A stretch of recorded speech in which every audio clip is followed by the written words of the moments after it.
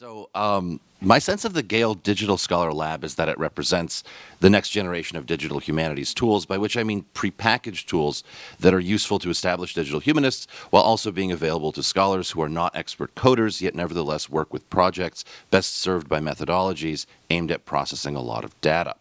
So if we look at some of the foundational texts in DH, let's say from 2005, Graphs, Maps, and Trees, all the way up through the others you probably recognize on the screen. The assumption behind many of the methodologies introduced in these works was that users would have some familiarity with the technical skills required to read distantly, if only that rudimentary familiarity required to paste in someone else's code and make it work. At the very least, all of the books on the screen here show a certain degree of self-consciousness about the perceived barriers between the average humanist and DH methods, so Graphs almost defensively positions its examples as not requiring a computer. The 6 tools provided in the Gale Digital Scholar Lab all come ready to use after some simple configuration. If you could fill out a form online, you can use the tools, and so instead of coding, the scholar is interfaced with a database. Let's start with an example of the n-grams tool being used to pull out frequently occurring bigrams from a content set composed of 18th century legal treatises drawn from Echo and somehow pertaining to accidental homicide. What was then called chance medley, Blackstone even uses the term, but it's a term that actually has a prehistory and is brought over by way of the Anglo-Norman terms show mêlée, so there's a history of personal combat there, though the term was not only applied to cases involving dueling, but also everything from carriage accidents to patients dying under the surgeon's knife. Here, the content set has been cleaned with a default cleaning configuration, removing 319 words like a, the, when, that presumably don't have much topical relevance and could confuse results. We can see one useful bigram common law a ways down the list, but mostly this represents abbreviations, punctuation, etc., and so we need a better clean. So I've devised one that's useful not only for legal texts, but for any 18th century printed material. This is just a few examples of screenshots of what these cleaning configurations look like. It takes into account common typographical peculiarities, not to mention availing itself of standard options provided by Gale, including ignoring punctuation, capitalization, certain abbreviations, etc. The bulk of the cleaning work was done in the find replace area. So here are just a few examples where we get a lot of long S's, archaisms, and commonly hyphenated terms. And in this last point, I took the advice of Chris Houghton at Gale, who points out that the most commonly hyphenated words leave a TION, an ION, or an ING alone on the line below. And in addition to the 428 find replace operations I also added a number of stop words after noticing that my tools were pulling up nonsensical phrases due to the OCR not being familiar with some of these typographical conventions. Whereas we know that even the most advanced OCRs will be baffled by this here. Usually the long S is crossed on the right-hand side while the standard F is crossed on the left-hand side or on both sides, as we can see by contrasting assault and affray. But certainly not all printers follow these conventions. Now, habitually reading text that use the long S actually conditions the brain, as many of you know from experience, to read it fluently without getting that slight bump of anxiety one gets when encountering a typographical error. The ideal would be to have an OCR that does the same. But I wager, and this is a wager, I have not gone further than exploratory stages, that an easier approach would capitalize on the rising tide of public-facing AI chatbots, i.e. having an AI, even ChatGPT, read and translate, as it were, already OCR'd text. It's less about the AI learning the rules of the long S, and there are many, and more a matter of once it knows that nobody is saying cafe in an 18th century legal treatise, it will know that cafe is much more likely to be case. The principle would involve having AI clean for us after the fact rather than before, as with a clean configuration. This is the same bigram list that you saw before, but with the new clean configuration applied. N-grams with chance medley function quite differently, with bigrams like common law, king's bench, justice's peace, high treason, good behavior, chief justice, petit treason, etc. Others, like statute Elis, were significant, and Elis being an Elizabeth abbreviation, since in this case, we are dealing with legal texts that are referencing laws put in place during the reign of Elizabeth I. The frequency of this bigram demonstrates that the 18th century legal texts about accidental homicide went back at least that far when looking for precedents.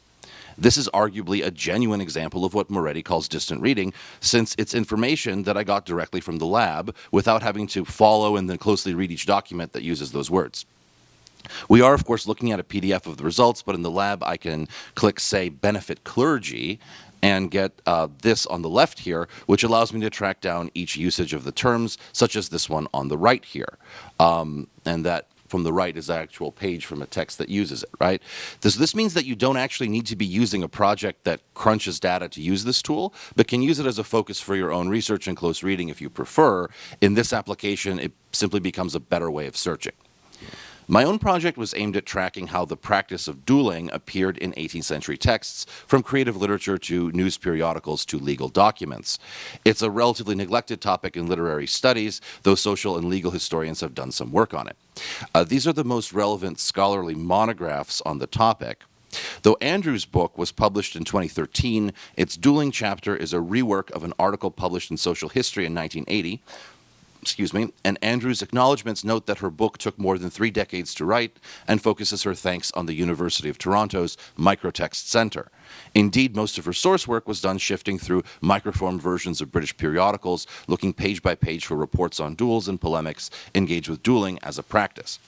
Reading either the book or the article, one gets the impression that pro- and anti-dueling polemics were relatively balanced. At the very least, Andrew cites enough pro-dueling pieces to suggest that this was a two-sided battle. And at some points, she plays up the pro-dueling side. At the end of the day, almost none of the newspapers took a legal, moral, or religious stance. Only one said that dueling was illegal or unchristian. Sifting through Echo using the Gale Digital Scholar Lab's tools provides significantly different results. I don't point this out to somehow embarrass scholars of Andrew's generation. Indeed, without her labor, the very foundation of my project would be non-existent. But to observe that the Gale Digital Scholar Lab allows us to bring the weight of data to bear on pre-existing conclusions, in this case by broadening a corpus that was exclusively British periodicals in Andrew's case. My results show that religion is paramount. In my content set labeled Polemics, that contains text presenting opinions on dueling, as opposed to legal treatises on dueling or factual reports pertaining to actual duels or dueling trials, the most frequently occurring unigram was God, appearing over 32,000 times, while the next item on the list appeared 25,000 times. The most frequently occurring bigram was St. Paul, with over 1,000 instances, and among the top 5 were also love God, human nature, and good man, showing us that texts ostensibly about dueling were spending more time on religious and moral language than they were with legal terms. Distant reading is best when paired with close reading and the grunt work of hands-on research, so I followed the unigrams and bigrams back to the texts. Nearly all of them were anti-dueling.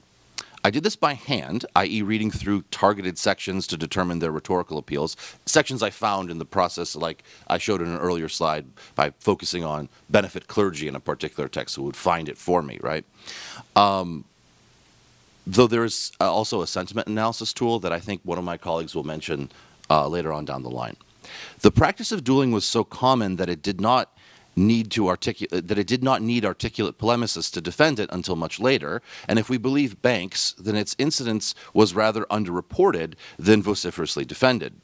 Those authors whom I was able to track down tended to be dissenting ministers, or at least have published tracts on other, often unrelated religious topics. We thus start getting an image of a broad, multi-issue pursuit of social justice, in which those who denounce the practice of dueling are also writing against other issues, notably slavery. And as we know, the British abolition movement was largely driven by the dissenting side of Protestant controversy. This gives us another piece of information, since the military men who were predominant among duelists brought to trial are not the ones engaging in this polemic discussion of the practice. Stands to reason that ministers are objecting to it, though we do have a few cases, including a notable one featuring the Reverend Bennett Allen, who killed his opponent in 1782, was convicted of manslaughter, and got out of a 6-month sentence after members of the jury extrajudicially petitioned the king for his release. Certainly the opponents of DH methodologies will state that no new knowledge has been created. But the ability of these tools to track many texts at once and facilitate conclusions like mine should demonstrate their usefulness even to a traditional researcher. Next, I will be using similar tools to examine wonderfully sorted seduction trials. Thanks.